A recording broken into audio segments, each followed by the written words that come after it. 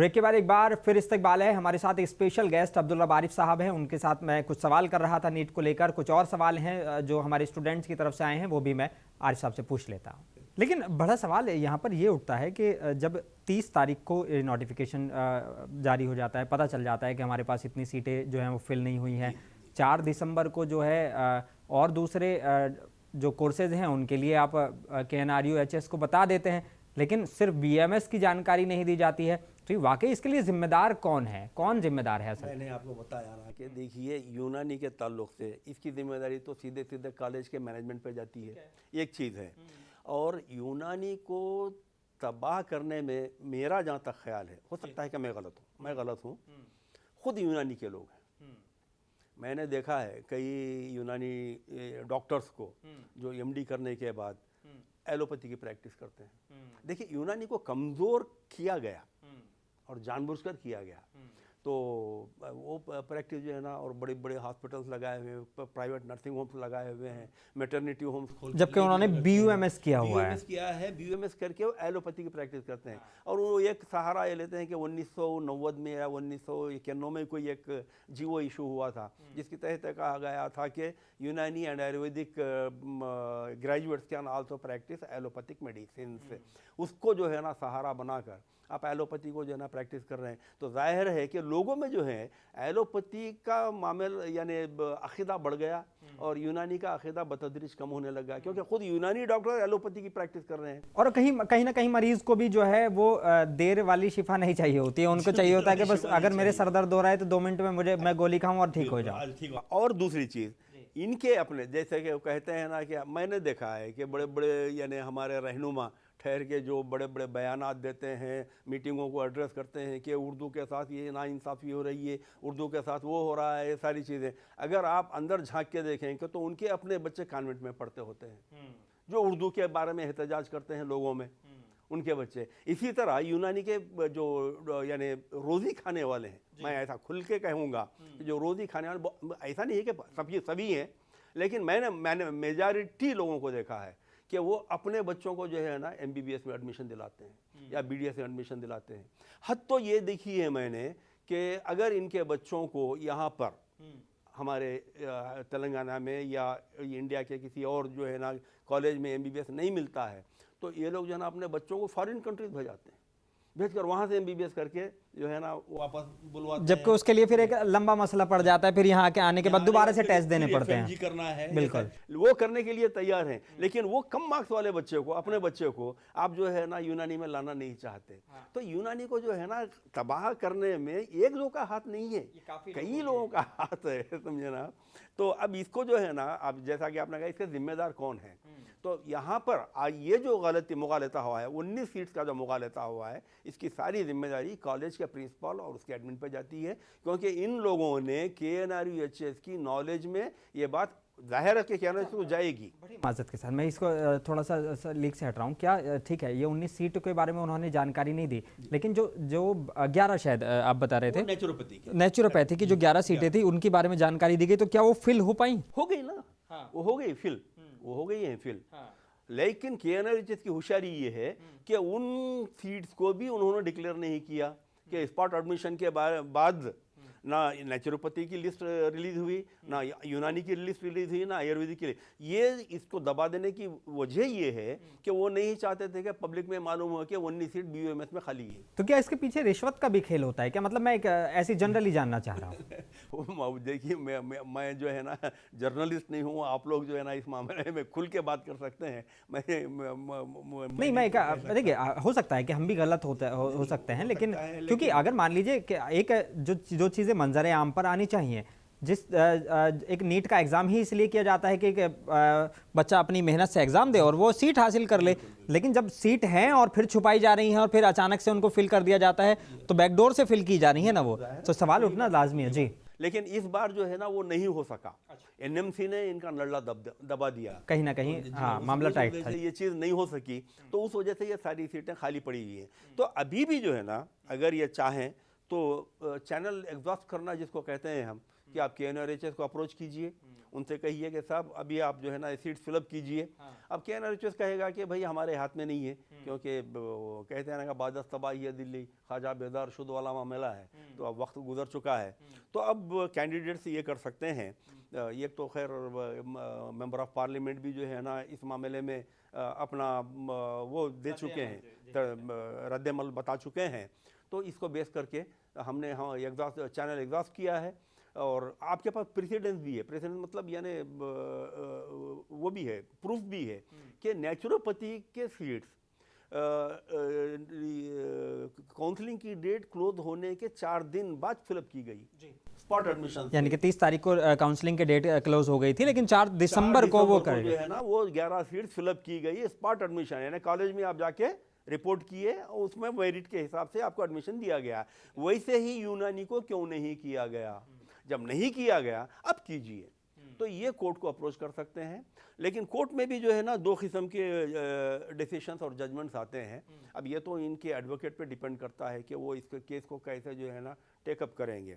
Court तो हमेशा यही कहेगा कि भाई when seats are available the candidates may be considered and they may be the seats में बी फिल्ड अप, ये रहेगा। लेकिन बाद वक्त होता है कि उसमें एक एडिशन होता है, द सीट्स में be filled up in accordance with the rule. अब in accordance with the rule अगर आ गया समझिए आप, तो फिर वो जो है ना यूनिवर्सिटी यही कहेगी कि साहब 30 नवंबर को क्लोज हो चुका था, in accordance with the rule we can not fill it, ये हो जाएगा। और नहीं अगर आप फिलअप और ये सीटें खाली ही रह जाएंगी।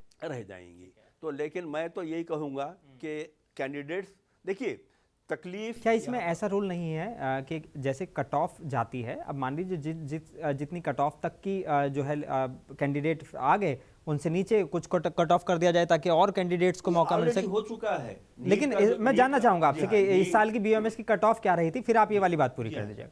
आपने पहला जो सवाल किया कि कट ऑफ नीचे किया जाए, तो वो जो है ना ऑलरेडी हो चुका है। इस साल का जो नीट का कट ऑफ था वो 137 मार्क्स था, और उसको जो है ना ये इससे वैकेंसी से पहले कम करके 121 कर दिया गया आयुष कोर्सेज के लिए। तो वो तो जो है ना हो गया है।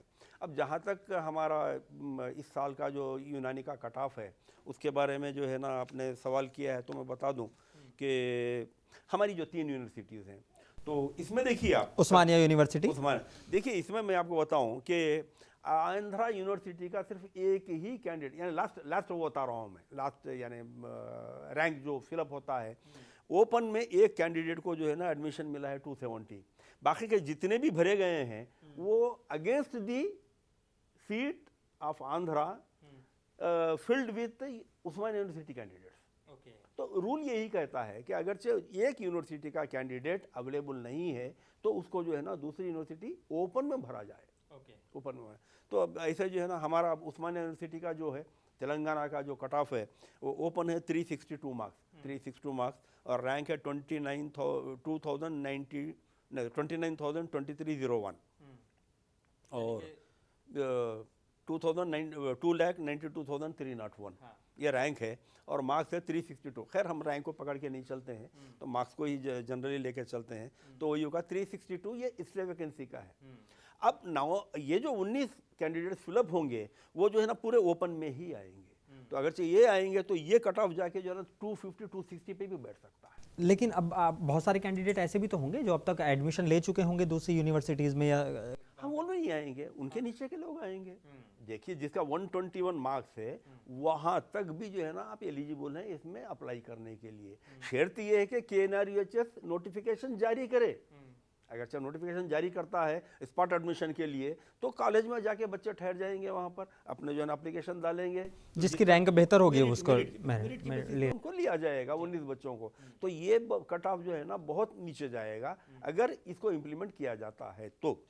और BCA का कट ऑफ है 110 मार्क्स, BCB का 161 मार्क्स, BCD का 246 मार्क्स। BCE का कोई कैंडिडेट है ही नहीं, इसलिए नहीं है BCE का कैंडिडेट कि BCE के जो यानी कट ऑफ है वो ओपन से भी ज़्यादा है। तो ओपन जो है चूँकि कम गया है तो BCE भी इसी में कंसिडर हो गया। तो इसे तो फिर वैसे जो है ना शेड्यूल कास्ट का है 222, शेड्यूल ट्राइब का 234 और EWS का 273। अब ये जो बच्चे हैं ये नॉन उर्दू बच्चे हैं, ये लोग रिपोर्ट नहीं किए होंगे, ये मेरा वो है ख्यास है कि ये लोग रिपोर्ट नहीं किए होंगे, जिसकी वजह से ये 19 सीट जो है ना खाली हो गई है। तो ये सीट जो है ना, अगरचे आप पहले से ही इनको स्कैन करते जाते, पहले से ही इनके सर्टिफिकेट को सेंसर करते और इनको वहीं पर रोक लेते, तो ये नौबत नहीं आते जी। तो आंध्रा का जो है वो 270 ओपन का है और BCA का जो है ना 330 है, OU के कैंडिडेट से भरा गया क्योंकि आंध्रा का कैंडिडेट अवेलेबल नहीं था। ऐसे ही जो है ना BCB में OU का कैंडिडेट 329, BCE में OU का कैंडिडेट 325 और वैसे जो है ना शेड्यूल कास्ट में 325। तो इस एतबार से जो है ना ये आंध्रा की वैकेंसीज को भी OU के कैंडिडेट से फिलअप किए हैं। इसके बावजूद जो है ना हमारे पास 19 अगर सीट बचते हैं तो वाकई जो है ना एक मज़क्का खेज बात है। और ये मालूम होने के बावजूद हमारे लोग इसके ऊपर कोई जो है ना इकदाम नहीं किया, एक्शन नहीं लिए।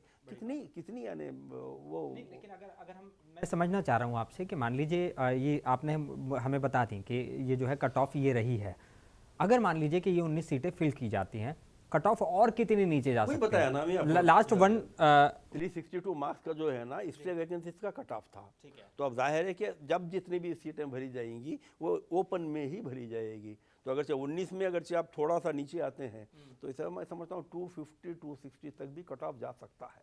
वो कैंडिडेट को भी BUMS में एडमिशन मिल सकता है। तो अब आपके पास एक ही यानी डोर खुला है, वो है जो है ना अदालत। तो जब अगरचे आपको यानी सीट्स फिलअप करवाना ही मकसूद है और आप वो सीट्स को जो है ना छोड़ना नहीं चाहते हैं, तो कैंडिडेट्स और उनके पेरेंट्स को चाहिए कि पहले वो KNRHS को जाए एक डेलीगेशन की शक्ल में। जाहिर है कि आपके पास बैकअप तो मिल ही गया है मेंबर ऑफ पार्लियामेंट का, उसको जो है ना आप बेस बनाइए, बना के बोलिए कि भैया ये सीट फिलअप कीजिए। जब अगरचे वो कहते हैं कि भाई हम नहीं फिलअप कर सकते, हमारे इख्तियार में नहीं है, तो फिर आप जो है ना आपके पास जवाब मिल गया आपको। लेकिन KNRUHS से पहले क्या उस्मानिया यूनिवर्सिटी या आंध्रा यूनिवर्सिटी नहीं जाएगा? उससे हमारा जो देखिए उस्मानिया यूनिवर्सिटी तो जो है पेरेंट यूनिवर्सिटी है, तेलंगाना की ये पेरेंट यूनिवर्सिटी है। इसके तहत जो ब्रांचेस आते हैं, ला यूनिवर्सिटी है, मेडिकल यूनिवर्सिटी है, इंजीनियरिंग यूनिवर्सिटी है, JNT, ये सारी चीज़ें जो उस्मानिया की तहत में आते हैं। तो मेडिकल कोर्सेज को जो डील करता है वो Kaloji Narayan Rao university of health sciences जो वरंगल में वाक़ है।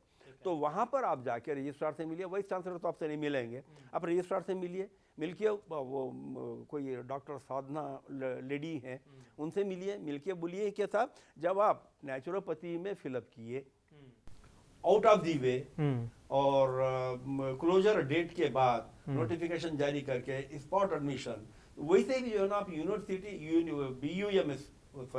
BUMS की सीट्स को भी आप स्पॉट एडमिशन क्यों नहीं देते, ताकि ये सीटें फिल कर दी जाएं। फिल कर दीजिए। आप जब नहीं किए ना अब कर दीजिए भाई। वहां तो जो है ना आप रूल को ब्रेक किए ना, 30 तारीख के बाद में 4 दिन बाद एक रूल ब्रेक हुआ है।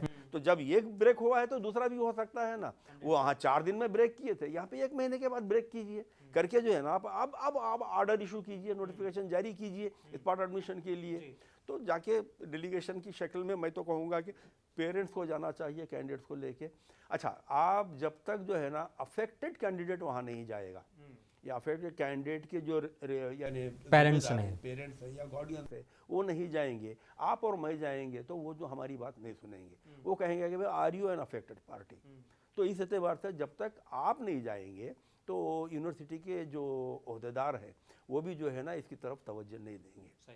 तो आपको चाहिए कि 1-2 दिन में जो है ना फौरी आप वरंगल चले जाएं, जाके वहाँ पर जो है ना पूरे मालूमात कर लें। अब अगर वो लोग कहते हैं कि हमसे नहीं होने वाला है, हम नहीं कर सकते हैं, तो तब आप फिर किसी जो है ना अच्छे लायर को पकड़ के जो है ना कोर्ट का। अच्छा, मैं भाई बस ऐसे ही जनरली जानना चाह रहा हूँ कि जो भी गवर्नमेंट यूनिवर्सिटी होती हैं, स्टेट गवर्नमेंट यूनिवर्सिटी, जैसे उस्मानिया का हम जिक्र कर रहे थे, तो इनके चांसलर जो होते हैं वो गवर्नर होती हैं। चांसलर गवर्नर होती है, ये वाइस चांसलर्स होते हैं। हर यूनिवर्सिटी के जो वाइस चांसलर होते हैं they are under the chancellor, and state की जो चांसलर होती है वो वहाँ के गवर्नर होते हैं। तो क्या इस मामले में गवर्नर भी डील कर सकते हैं? बिल्कुल डील कर सकते हैं। बिल्कुल डील कर सकते हैं। वाइस चांसलर को ऑर्डर्स इशू कर सकते हैं कि भाई आप एनएमसी को, ये तो आईएमसीसी के तहत आता है, इंडियन मेडिकल काउंसिल कमेटी के तहत आता है, आयुष, तो आप जो है ना अप्रोच कीजिए करके उनसे जो है ना वो लीजिए, क्या बोलते हैं आप उसको, एक्सपोस्ट फैक्टो लीजिए। एक्सपोस्ट फैक्टो लेके जो है ना आप इनके सीट्स को फिलअप कीजिए, वो कर सकती है। डॉक्टर अब्दुल्ला आरिफ साहब हमारे बता रहे थे, वो मैं भी आप लोगों को एक बार बताना चाहता हूँ कि आपके पास वाइस चांसलर रजिस्ट्रार का ऑप्शन तो है ही, साथ साथ आप जो है अपनी परेशानी, अगर आप अफेक्टेड हैं तो गवर्नर के पास भी जा सकते हैं, क्योंकि जैसा अब्दुल्ला आरिफ साहब ने बताया कि भाई कहीं ना कहीं हम लोग जाएंगे तो वो कहेंगे कि क्या आप अफेक्टेड हैं, वो ये सवाल खड़ा हो सकता है। तो अगर आप वाकई अपनी सीट, उस सीट के लिए अपने आप को एलिजिबल मानते हैं तो आप जो हैं ये सारे रास्ते आपके लिए खुले हुए हैं, और अगर कोई भी रास्ता ना हो तो कम से कम कोर्ट का रास्ता तो आपके पास है ही। नहीं, आपने बहुत अच्छा जो है ना एक वो क्लू दिया है कि जैसे कि ये लोग हमारे असदुद्दीन अवैसी साहब मेंबर ऑफ पार्लियामेंट से रुजू हुए हैं, इन्हीं के थ्रू जो है आप गवर्नर से मिल लीजिए, तो जो वो चांसलर हैं तो वो चाहे तो जो चाहे कर सकते हैं, बिकॉज प्रेसिडेंशियल पावर्स है उनके पास, तो वो चाहे तो कर सकते हैं। तो वो यूनिवर्सिटी से कहेंगे कि भाई आप एनएमसी से जो है, आईएमसीसी से जो है ना आप एक्सपोस्ट फैक्टो अप्रूवल ले लीजिए, लेके जो है ना इन सीट्स को स्पॉट एडमिशन के बेसिस पे फिलअप कर दीजिए, जैसा कि आप नेचुरोपैथी को किया था। तो मामला यहाँ पे भी हल हो सकता है, तो लकड़ी भी नहीं टूटेगी, सांप भी मर जाएगा, ये वाला मामला होता है। अब नहीं तो फिर तंगा मत तो जंगा मत, आप अदालत वाला मामला है। ठीक है, मैं थोड़ा सा मैं इस टॉपिक से हटकर कुछ और आपसे सवाल करना चाहता हूँ कि जैसे क्या इस साल एनएमसी जो सेंट्रलाइज्ड काउंसलिंग शुरू करेगी या इसमें अभी नहीं होगा? नहीं, लास्ट ईयर ही इस बात को डिक्लेयर कर दिया गया था कि अब जो है ना स्टेट काउंसलिंग्स नहीं होंगे। वो लास्ट ईयर ही वो सेंट्रलाइज करना चाहते थे, लेकिन ऑलरेडी स्टेट यूनिवर्सिटीज़ ने नोटिफिकेशन जारी कर दिया था, इसलिए उन्होंने कहा कि भाई ये अब मुश्किल है, नहीं हो सकता है। तो मेरा जहाँ तक ख्याल है कि इस साल सेंट्रलाइज काउंसलिंग होगी। सेंट्रलाइज काउंसलिंग में हमारे कैंडिडेट्स के थोड़े थोड़े जो है ना डाउट्स हैं। वो ये कहते हैं जब सेंट्रलाइज होगी तो पूरे ऑल इंडिया बेसिस पे होगी। देखिए, ऑल इंडिया काउंसलिंग एक अलग चीज़ है और सेंट्रलाइज काउंसलिंग एक अलग चीज़ है।